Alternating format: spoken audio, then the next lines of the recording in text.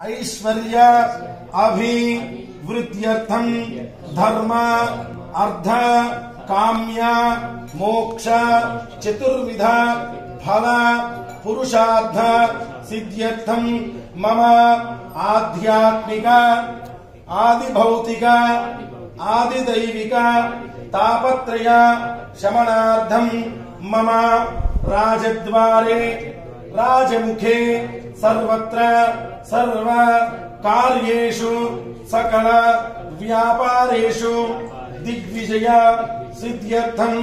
मम नूतन गृहेषु धन कनक वस्तु वाहन पुत्र पौत्रादि आनंदादि अष्टैश्वर्य प्राप्त्यर्थं मम आचार्य अनुग्रह सिद्ध्यर्थं यजमानस्य गृहे धन कनक वस्तु वाहन